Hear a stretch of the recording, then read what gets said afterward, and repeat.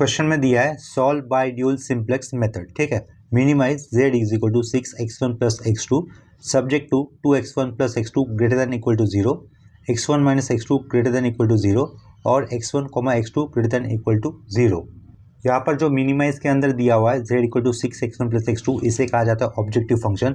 Simplex method के अंदर ये ऑब्जेक्टिव फंक्शन हमेशा मैक्सिमाइज टाइप का ही होता है, लेकिन ड्यूल सिंप्लेक्स मेथड के अंदर ये ऑब्जेक्टिव फंक्शन हमेशा मिनिमाइज टाइप का ही आएगा। ऑब्जेक्ट के अंदर जो इन इक्वेशन दिए हुए हैं उसे कहा जाता है कंस्टेंट कहा जाता है, जो कि हमेशा सिंप्लेक्स मेथड और ड्यूल सिंप्लेक्स मेथड के अंदर हमेशा less than equal to type के ही होंगे। यहाँ पर वो हमें greater than equal to type के आए हुए दिख रहे हैं, तो हम लोग उसे क्या करेंगे, less than equal to type का बना देंगे। जो फर्स्ट कंस्टेंट लिखा हुआ है 2x1 plus x2 greater than equal to 0, वहाँ पर थोड़ा सा करेक्शन है, ये ग्रेटर देन इक्वल टू 0 नहीं है, वो 3 दिया हुआ था, तो वो करेक्शन कर लेता हूँ। सेकेंड कंस्टेंट दिया हुआ है x1 minus x2 greater than equal to 0, वो जो कि सही लिखा हुआ है। और लास्ट में ये जो दिया हुआ है x1 x2 greater than equal to 0, इसे कहा जाता है नॉन नेगेटिव कंस्टेंट कहा जाता है, ठीक है। तो हमें इस क्वेश्चन को आगे सॉल्व करने के लिए क्या करना होगा, दिए हुए एलपीपी को हमें फिर से एक बार लिख देना है, जिसमें हम लोग जो कंस्टेंट है उनका type less than equal to का कर देंगे, ठीक है। तो नेक्स्ट स्टेप में हमें लिखना है राइटिंग एलपीपी एज फॉलोस। यहाँ पर वो सेंटेंस लिख दिया है, देखो, राइटिंग एलपीपी एज फॉलोस। उसके बाद मुझे क्या करना होगा, मिनिमाइज वाला objective function as it is लिख देना है। ये मिनिमाइज चेंजेस कहाँ पर होने वाले, सिर्फ सब्जेक्ट टू में आए हुए कंस्टेंट के अंदर, ठीक है, जो कि greater than equal to type के दिख रहे हैं, उसे हमें less than equal to type का बनाना है। उसके लिए हमें क्या करना होगा, दिए हुए कंस्टेंट को माइनस साइन से मल्टीपल कर देना है, ठीक है। ये z equal to 6x1 plus x2 as it is रहेगा। यहाँ पर हमें सब्जेक्ट टू में क्या लिखना है, सब्जेक्ट टू माइनस 2x1 आएगा, माइनस x2 होगा, ठीक है, ये साइन उल्टा हो जाएगा, आगे क्या रहेगा -3, ठीक है। उसी तरीके से नीचे भी चेंजेस करने हैं, x1 ये प्लस x2 हो जाएगा, ठीक है, ये प्लस x1 नहीं, ये माइनस x1, माइनस से मल्टीपल किया तो ये प्लस x2, इन इक्वल टू साइन उल्टा हो जाएगा, जीरो का कोई प्लस माइनस साइन नहीं होता, तो यहाँ पर हम लोग जीरो ही रखेंगे। ये नॉन नेगेटिव कंस्टेंट नहीं लिखा तो भी चलता है, तो यहाँ पर मैं लिख देता हूँ x1 x2 greater than equal to 0, ठीक है। इतना लिखने के बाद हमें गिवन एलपीपी को स्टैंडर्ड फॉर्म में लिखना होगा। तो देखो, इस क्वेश्चन के अंदर हमें कितने कंस्टेंट आए हुए दिख रहे हैं, 2 ही कंस्टेंट दिख रहे हैं, less than equal to type, less than equal to type के 2 ही कंस्टेंट दिख रहे हैं। तो यहाँ पर 2 कंस्टेंट होने के कारण और ये दोनों constant less than equal to type होने के कारण हम लोग अपनी तरफ से यहाँ पर 2 एडिशनल वेरिएबल देंगे, जिसकी नेमिंग हम लोग करेंगे स्लैक वेरिएबल, ठीक है। और ये स्लैक वेरिएबल हमें ऐड करने होंगे जो ऑब्जेक्टिव फंक्शन दिख रहा है ना उसके अंदर। लेकिन स्टैंडर्ड फॉर्म में लिखते हो तो वो कैसे लिखना होता है, देखो, ये ऑब्जेक्टिव फंक्शन का हम लोगों ने z लिखा, z के आगे जो भी पार्ट आया हुआ है वो हमें इक्वल टू के पीछे लेना होगा, ठीक है। तो वो क्या हो जाएगा, -6x1 माइनस x2 होगा। और यहाँ पर 2 कंस्टेंट होने के कारण हम लोग 2 स्लैक वेरिएबल ऐड कर देंगे, जिनके कोएफिशिएंट हमें 0 लिखने होंगे, ठीक है। तो ये क्या लिखा, 0s1 ये स्लैक वेरिएबल फर्स्ट कंस्टेंट के लिए, और ये s2 ये स्लैक वेरिएबल दूसरे कंस्टेंट के लिए, लेकिन इसका भी कोएफिशिएंट क्या होगा, 0 होगा। राइट साइड में कुछ नहीं तो हमें इक्वल टू 0 लिख देना है, ठीक है। इसके बाद हमें फर्स्ट कंस्टेंट को भी स्टैंडर्ड फॉर्म में लिखना है, तो वो देखो कैसा हो जाएगा, -2x1 होगा, ये -x2 होगा, ये पहला कंस्टेंट है जिसके कारण हम लोग पहला स्लैक वेरिएबल ऐड करेंगे, यानी कि उसका कोएफिशिएंट 1 लिखेंगे, और दूसरे स्लैक वेरिएबल का कोएफिशिएंट हमें 0 लिखना होगा, इज इक्वल टू कितना रहेगा, ये -3। इसी तरीके से आगे ये -x1 होगा प्लस x2 हो जाएगा, ये 0s1 लिखेंगे, यहाँ पर s2 लिख देंगे, इज इक्वल टू 0 होगा, ठीक है। ये नॉन नेगेटिव कंस्टेंट लिखने की कोई ज़रूरत नहीं है यहाँ पर।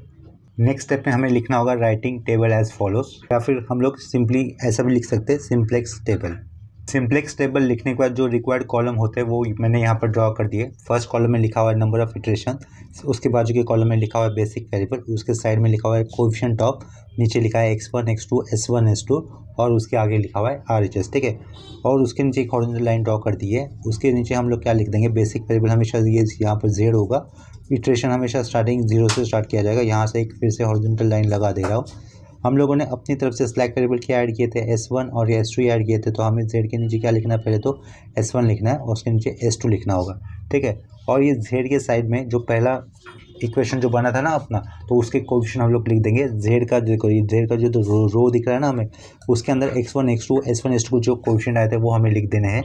तो देखो यहाँ पर x1 का कोएफिशिएंट कितना लिखेंगे हम लोग, -6, x2 का होगा -1, s1 s2 के कोएफिशिएंट 0 होंगे, और RHS भी कितना था, 0 था, ठीक है। फर्स्ट कंस्टेंट के अंदर देखो x1 का कोएफिशिएंट कितना लिखना हमें, ये -2, साइड में कितना होगा, फिर से -1, ये होगा 1, 0 इक्वल टू के आगे -3 लिखा हुआ है। उसके आगे देखो सेकेंड कंस्टेंट में x1 का कोफिशिएंट कितना आएगा यहाँ पर -1 होगा, साइड में +1 होगा, उसके साइड में 0, उसके आगे 1 और उसके आगे 0 लिखा, ठीक है। उसके नीचे फिर से एक हॉरिजॉन्टल लाइन ड्रॉ कर देंगे। इतना करने के बाद हमें RHS वाले कॉलम में देखना है और RHS वाले कॉलम में देखने पर हमें सबसे लोवेस्ट वैल्यू जहाँ पर दिख रही है उधर से एक लेफ्ट साइड की तरफ एरो मार्क करना होगा, ठीक है। ये जो एरो मार्क किया वहाँ से हमें क्या मिलेगा, एक पाइवोट रो मिलेगा जिसे हम लोग मार्क कर लेंगे इस तरीके से। यहाँ पर हम लोग RHS वाली वैल्यू को भी कंसिडर कर सकते हैं, तो ये RHS वाली वैल्यू को भी कंसिडर कर हम लोग मार्किंग दिखा दे रहे हैं। इस रो को पाइवोट रो भी कह सकते हैं या फिर की रो भी कह सकते हैं, ठीक है। इतना आया समझ में। इसके बाद हमें नेक्स्ट स्टेप में क्या लिखना है, रेशियो लिखना होगा। तो ये रेशियो मैं नीचे लिख दे रहा हूँ। सिंप्लेक्स मेथड केस के अंदर हम लोग वो रेशियो का कॉलम लिख देते हैं, लेकिन हमें ड्यूल सिंप्लेक्स मेथड के अंदर रेशियो कॉलम में नहीं दिखाना है, रो में दिखाना है, ठीक है, लिखा हुआ। तो ये की रो आने के बाद हमें क्या करना होता है, इस रो के अंदर जितने भी एलिमेंट हमें दिख रहे हैं उस हर एक एलिमेंट से हमें जेड के रो में आए हुए एलिमेंट को डिवाइड करना होगा। यानी कि -6 विल गेट डिवाइड बाय -2, कितना आएगा वैल्यू 3 आएगा, तो वो 3 हमें यहाँ पर लिखना है। -1 get divide by this -1, ratio कितना आएगा 1। 0 डिवाइड बाय +1 कितना होगा 0 होगा, तो वो 0 या फिर इन्फिनिटी अगर आता है तो वो लिखना नहीं है, तो उसे मैंने डैश कर दिया। 0 डिवाइड बाय 0 इन्फिनिटी होगा तो उसे डैश कर दिया। 0 डिवाइड बाय -3 कितना होगा 0 होगा, तो उसे भी डैश कर दिया, ठीक है। ये इस कॉलम को भी नीचे थोड़ा सा एक्सटेंड कर देता हूँ। इतना करने के बाद हमें क्या करना होता है, रेशो से हमें सबसे लोवेस्ट रेशो जहाँ पे मिल रहा है उधर एरो मार्क करना है ऊपर की तरफ। तो देखो इसका मतलब हम लोग यहाँ ये जो 1 है वो छोटा है, तो उसके ऊपर की तरफ हम लोग एरो मार्क करेंगे और वहाँ से हमें की कॉलम मिल जाएगा, ठीक है। इसका मतलब कॉलम ये आने वाला है। कॉलम कंसिडर करते वक्त आप लोग जेड के एलिमेंट को कवर नहीं करना है, यानी कि ऊपर से कॉलम नहीं आएगा, सिर्फ इतने ही एलिमेंट आएंगे कॉलम में, ठीक है, -1 और ये 1। इतना करने के बाद हमें फिर से वो टेबल बना देना है, जो जो कॉलम रिक्वायर्ड थे वो कॉलम हम लोग फिर से बना देंगे, ठीक है। यहाँ पर देखो ये रो के साइड में क्या लिखा हुआ है S1, तो हम लोग यहाँ पे क्या लिख सकते हैं, ये S1 लीव्स हमें लिखना होगा, S1 लीव्स। और ये कॉलम किसके वेरिएबल के ऊपर आया हुआ है x2, तो हम लोग यहाँ पे लिख सकते हैं x2 एंटर, ठीक है। इतना समझ में आया होगा। तो S1 लीव्स और ये x2 एंटर लिखा हुआ है। देखो ये रेशियो का काम हमने किया था, रेशियो के नीचे हमें फिर से ऊपर वाले कॉलम एक बार लिख देने हैं या फिर ड्रॉ कर देने होंगे। तो ये देखो ये फर्स्ट वाला कॉलम नंबर ऑफ इटरेशन के लिए था, ड्रॉ कर दिया। उसके बाद ये बेसिक वेरिएबल के लिए था, वो ड्रॉ कर दिया। उसके बाद ये कोएफिशिएंट वाला था, वो ड्रॉ कर दिया। और लास्ट में RHS था, ठीक है। वो फिर से नेमिंग नहीं देनी है हमें। इसके बाद यहाँ से हमें एक हॉरिजॉन्टल लाइन ड्रॉ कर देनी है। यहाँ से हम लोगों ने एक हॉरिजॉन्टल लाइन ड्रॉ कर दी, ठीक है। इतना आया समझ में। ये इसके बाद ये जो हॉरिजॉन्टल लाइन ड्रॉ की है उसके ऊपर हमें क्या लिखना होगा, ये जेड वाला पार्ट फिर से लिखना है। जेड के पीछे हम लोग क्या करेंगे, नंबर ऑफ इटरेशन 1 था, उसका S1 तो रहेगा नहीं, S1 लूज हो रहा है ना। S1 के साइड में हम लोगों ने की रो मार्क किया, तो इसका मतलब S1 जा रहा है, तो S1 नहीं आएगा। अभी S1 की जगह पे हम लोग क्या लिख देंगे, x2 लिख देंगे। तो यहाँ पर ये हमने x2 लिखा और नीचे वाला S2 तो एज इट इज रहेगा, ठीक है। तो अभी देखो ये जो कॉमन नंबर जिस रो में और जिस कॉलम में मिल रहा है वो वहाँ पर वो वैल्यू कितनी हो रही है, -1, ठीक है। ये जो रो था और ये जो कॉलम था उनके बीच में कॉमन नंबर कौन सा आ रहा है, -1। तो इस -1 की जगह पे हमें क्या लेके आना है, +1 लेके आना है। तो वो कैसे किया जाएगा, इस रो को हम लोग थ्रू आउट माइनस साइन से मल्टीपल कर देंगे, ठीक है। तो वो क्या रहेगा, -2 का +2 हो जाएगा। लेकिन हम लोग S1 की जगह पे क्या लिखे, वहाँ पर x2 लिखे, तो उसी के रो में हमें वो चेंजेस दिखाने। -2 की जगह पे क्या बनेगा, वो +2 आफ्टर मल्टीप्लाइंग बाय -1। तो ये -1 की जगह पे कितना आएगा, +1 आएगा। 1 गेट मल्टीपल विथ -1, तो यहाँ पर -1, ये 0, RHS में कितना रहेगा, ये 3 होगा, ठीक है। अभी ये वाला 1 यूज़ कर हमें उसी के कॉलम में क्या लाना है, 0 लाना है, ठीक है। देखो पेज को थोड़ा सा ऊपर कर देता हूँ, ध्यान दो। ये जो 1 हम लोगों ने लाया है x2 के रो में, x2 के रो में जो 1 लाया हुआ है यहाँ पर, ठीक है, वो वाला 1 यूज़ कर हम लोग उसी के कॉलम में 0 ला देंगे। तो ये S2 की जगह पे कितना लिखा हुआ है 1, इस 1 की जगह पे मुझे 0 लाना होगा। तो क्या करना होगा, सिंपली x2 माइनस x2 करना होगा। क्या कह रहा हूँ मैं, S2 माइनस ये वाला x2 का 1 यूज़ करना है, तो आप लोग क्या कहोगे, S2 माइनस x2 ही कहोगे, ठीक है। तो ये -1 माइनस ये अगर 2 कर देते तो कितना हो जाएगा, -3। तो यहाँ पर मैं -3 लिख सकता हूँ, यहाँ पर कितना हो जाएगा, 0 हो जाएगा, ठीक है। 0 माइनस ऑफ -1 कितना होगा, +1 होगा। 1 माइनस 0 कितना होगा, 1 होगा। 0 -3 कितना होगा, यहाँ पर -3 हो जाएगा, ठीक है। वही 1 यूज़ कर हमें क्या करना है, अभी ऊपर भी 0 लाना है, तो हमें एडिशन करना होगा। -6 + 2 कितना आएगा, ये -4 आएगा। यहाँ पर 0 बनेगा। 0 प्लस -1 कितना होगा, -1 होगा। 0 + 0 0 होगा। 0 + 3 कितना आएगा, 3 आएगा, ठीक है। इतना समझ में आया होगा। इसके बाद हमें फिर से रेशियो में देखना है, रेशियो के कॉलम में देखना है कि कोई नंबर नेगेटिव हमें दिख रहा है क्या, ठीक है। रेशियो के कॉलम में हमें फिर से एक नंबर नेगेटिव दिख रहा है, तो हम लोग फिर से वहाँ से एक लेफ्ट साइड की तरफ एरो मार्क करेंगे, वहाँ से हमें की रो मिल जाएगा। देखो ये रो मार्क कर रहा हूँ ऊपर की तरफ, की रो हमें यहाँ से मिला है। इसके बाद क्या करेंगे, इस रो के अंदर आए हुए हर एक एलिमेंट से हम लोग जेड के अंदर आए हुए एलिमेंट को डिवाइड करेंगे। यहाँ पर हमें नीचे लिखना होगा, रेशियो लिखना होगा। तो ये -3 अगर -4 को डिवाइड करते हो तो कितना आएगा, 4/3 आएगा रेशियो में पहले। उसके बाद ये 0, अगर इस 0 को डिवाइड करेगा तो इन्फिनिटी आएगा, तो वो वाला नंबर नहीं लिखना है, 0 और इन्फिनिटी नहीं लिखने। ये 1 इस -1 को डिवाइड करेगा तो कितना आएगा, -1 आएगा, ठीक है। ये 0 को अगर 1 से डिवाइड करेंगे तो कितना आएगा, 0 आएगा। इस 3 को अगर -3 से डिवाइड करेंगे तो कितना आएगा, -1 आएगा, ठीक है। तो ये रेशियो निकालने के बाद हमें देखो, रेशियो में ऐसा रेशियो देखना है जो कि पॉजिटिव और मिनिमम वैल्यू वाला हो। तो पॉजिटिव वाला एक ही नंबर हमें दिख रहा है, ठीक है। तो वहाँ से हम लोग क्या कर देंगे, एरो कर देंगे। कंपेयर करने के लिए कोई दूसरा रेशियो मिला ही नहीं हमें, एक ही पॉजिटिव रेशियो मिला है।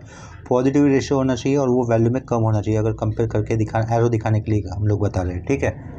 तो यहाँ पर एक ही पॉजिटिव रेशियो, तो वहीं पे हम लोगों ने एरो लगा दिया और वहाँ से हमें क्या मिलेगा, की कॉलम मिलेगा, ठीक है। की कॉलम ड्रॉ करते वक्त हम लोग जेड के नंबर को इंक्लूड नहीं करना होता, तो यही से क्या आएगा, की कॉलम आ जाएगा। तो वो मैंने यहाँ पे मार्क कर दिया, ठीक है। अभी यहाँ पे ध्यान दो, की रो और की कॉलम के अंदर कॉमन नंबर कौन सा दिख रहा है, हमें -3 दिख रहा है, ठीक है। तो हमें आगे क्या करना होगा, इस -3 की जगह पे 1 लेके आना है। नेक्स्ट स्टेप में हमें -3 ये जो जिस रो में और जिस कॉलम में आया हुआ है वहाँ पर क्या लाना है, 1 लाना है। तो ये यहाँ पर 1 लाने के लिए हम लोग क्या करेंगे, S2 वाले रो को -3 से डिवाइड कर देंगे, ठीक है। और देखो ये रो किस साइड के वेरिएबल में आया हुआ है, S2 के साइड में आया हुआ है। तो हम लोग यहाँ से क्या लिख सकते हैं, S2 लीव्स लिखा। और ये एक्स कॉलम का किस वेरिएबल के ऊपर आया हुआ है, देखो ये कॉलम हमें आया हुआ दिख रहा है, ये पहला x1 वेरिएबल, ठीक है। तो हम लोग साइड में क्या लिख देंगे, S2 लीव्स हो रहा है और यहाँ पे क्या लिखेंगे, x1 एंटर आएगा, ठीक है। x1 होगा एंटर, इतना समझ में आया होगा, ठीक है। इसके आगे हमें फिर से उसी तरीके का टेबल फॉर्म करना होगा। तो देखो ये हॉरिजॉन्टल लाइन ड्रॉ कर दी, इस एरो को ऊपर होना चाहिए था, ऊपर कर देता हूँ। ये पहला कॉलम, ये बेसिक वेरिएबल का कॉलम, उसके बाद ये कोएफिशिएंट का कॉलम, इसके राइट साइड वाला था रेशियो के लिए, ठीक है। यहाँ पर ये एरो ऊपर की तरफ दिखा दिया। इसके नीचे फिर एक हॉरिजॉन्टल लाइन होगी, यहाँ पर z आएगा, यहाँ पर होगा आपका सेकेंड इटरेशन। ये देखो ये एरो नीचे नहीं है, एरो ऊपर है, समझ लो आप लोग, ठीक है।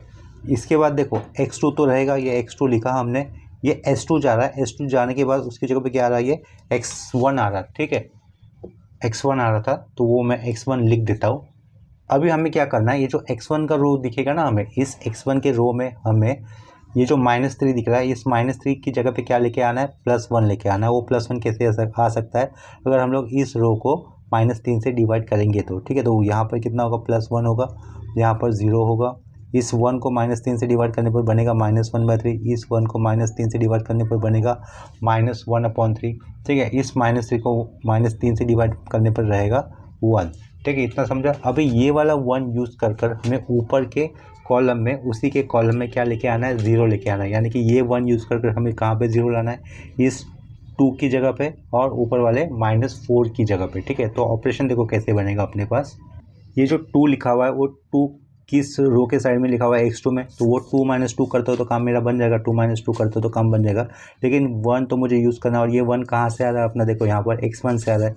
तो ये 2 किसका था, x2 का था, -2 हम लोगों ने लिया था, और ये 1 कहाँ से था, x1 से था, ठीक है। तो इस तरीके से अपने पास ये ऑपरेशन बनेगा, that is x2 - 2 times of x1, ठीक है। याद रखना, x2 - 2 टाइम्स ऑफ x1। तो x2 इधर से, तो यहाँ पर तो 0 आ रहा है ना, तो यहाँ पर हम लोग डायरेक्टली 0 लिख सकते हैं। x2 - 2 टाइम्स ऑफ x1 था वो, x2 की वैल्यू अभी इस बार कितनी है, 1 है, ठीक है। तो ये 1 - 2 times of 1 - 2 times of x1, इस 1 का करस्पॉन्डिंग x1 कितना दिख रहा है हमें, 0, तो वो लिख देंगे 0। तो वैल्यू कितनी होगी, 1 ही होगी, ठीक है। यहाँ पर 1 लिख दिया।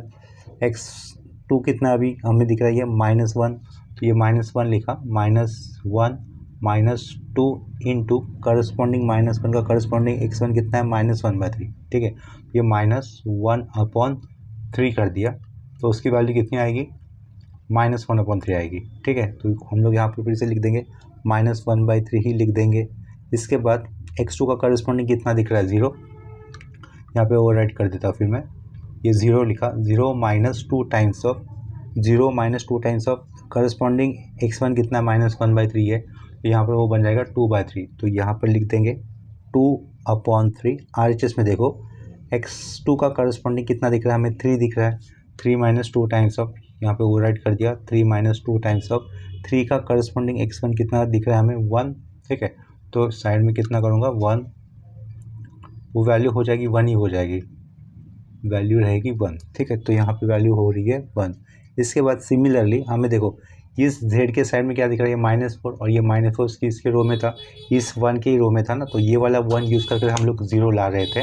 तो हमें ऑपरेशन कैसे यूज़ करना होगा, इस -4 की जगह पे हमें लाना है 0 और ये -4 है z के रो में आया हुआ। ठीक है, तो हम लोग कैसे लिख सकते हैं, -4 + 4 करूँगा तो मेरा काम हो जाएगा, लेकिन ये -4 कहाँ पे है, z के रो में लिखा, +4 ये हमें रिक्वायर्ड है, और लेकिन क्या यूज़ करना है 1, और ये 1 कहाँ से आ रहा है, x1 से आ रहा है, तो यहाँ पर मुझे क्या लिखना होगा x1। तो ऑपरेशन कैसा होगा, z + 4 टाइम्स ऑफ x1, क्या होगा z + 4 टाइम्स ऑफ x1। तो यहाँ पर तो 0 बनेगा ना, तो ये लिख देता हूँ। ठीक है, इस -4 की जगह पे 0 आ रहा है, तो वो मैंने यहाँ डायरेक्टली लिख दिया है। ठीक है, अभी ध्यान दो आगे क्या लिख सकते हैं, अभी इस 0 की जगह पे, ये जो 0 दिख रहा है ना आपको, इस 0 की जगह पे हमें क्या लाना होगा, रिक्वायर्ड जो चेंजेस हो गए वो दिखाने। सिर्फ इस -4 की जगह पे 0 लाना था, वो ला दिया। इस 0 की जगह पे क्या रिक्वायर्ड चेंजेस होते हैं देख लेते हैं। 0 प्लस क्या होगा, वो 4 times of 0 + 4 times of x1 होने वाला है। x1 कितना है करस्पॉन्डिंग, x1 कितना है, 0 ही है। ठीक है, तो वो कितना होगा, अल्टीमेटली 0 ही होगा। ठीक है, तो यहाँ पर क्या लिख देंगे, सिंपली 0 लिख देंगे। तीसरे नंबर पे देखो z के रो में क्या वैल्यू लिखी हुई है, -1। तो हमें ऑपरेशन क्या यूज़ करना था, -1 + 4 टाइम्स ऑफ x1 का करस्पॉन्डिंग नंबर जो -1 के आगे आया हो वो कितना है, -1/3। ठीक है, तो वो करने पर हमें आंसर कितना होगा, -7/3 होगा। तो यहाँ पर लिख देंगे -7/3। ठीक है, -1 के आगे z में नंबर लिखा हुआ है 0, 0 + 4 टाइम्स ऑफ x1 था, तो ये कितना हो जाएगा 4 टाइम्स ऑफ x1, तो वो हो जाएगा -4/3। यहाँ पर लिख देता हूँ फिर -4/3। z में सबसे लास्ट नंबर हमें दिख रहा है, ये आया हुआ 3 दिख रहा है, तो 3 + 4 टाइम्स ऑफ x1 करूँगा तो वो कितना हो जाएगा, 7 हो जाएगा। तो यहाँ पर क्या लिख देंगे हम लोग, 7 लिख देंगे। ठीक है, तो ये आगे के इटरेशन करना कब रुकना होता है, जब हमें RHS के कॉलम में जब भी अगर कोई निगेटिव नंबर नहीं आता है तो हमें रुकना होता है। तो यहाँ पर लास्ट कॉलम ऑब्जर्व करो, लास्ट कॉलम अपना RHS के लेता है जिसके अंदर कोई भी नंबर निगेटिव नहीं आ रहा है, इसका मतलब हमें आगे के इटरेशन अभी सॉल्व नहीं करने, यहीं पर हम लोग अपना आंसर निकाल सकते हैं। ठीक है, तो देखो x2 की वैल्यू कितनी होगी, 1 होगी, x1 की वैल्यू 1 होगी, तो हम लोग यहाँ पर लिख देंगे x1 = 1, कॉमा दिया, x2 = 1 एंड z मिनिमम ढूंढना था ना हमें, वो z मिनिमम की वैल्यू कितनी होगी, 7 होगी। ठीक है, तो ये है अपना अंडरलाइन किया हुआ फाइनल आंसर। देखो मुंबई यूनिवर्सिटी एग्ज़ाम में सिंप्लेक्स मेथड या फिर ड्यूअल सिंप्लेक्स मेथड, इन दोनों मेथड में से एक मेथड कंपलसरी पक्का आता है, जो कि इजी होता है, इतना ज़्यादा कॉम्प्लिकेटेड नहीं होता है। अगर आपको सिंप्लेक्स मेथड समझाया तो ये आपको ड्यूअल सिंप्लेक्स मेथड भी समझ में आ जाएगा। ठीक है, थोड़ा सा ही डिफरेंस है दोनों के अंदर। अगर किसी कंसेप्ट में आपको डाउट लगता हो तो आप लोग मुझे कमेंट सेक्शन में उस तरीके से इन्फॉर्म कर सकते हो। ठीक है, तो अभी के लिए ये लेक्चर यही पे स्टॉप करते हैं, मिलते हैं नेक्स्ट लेक्चर में, तब तक के लिए बाय एंड टेक केयर।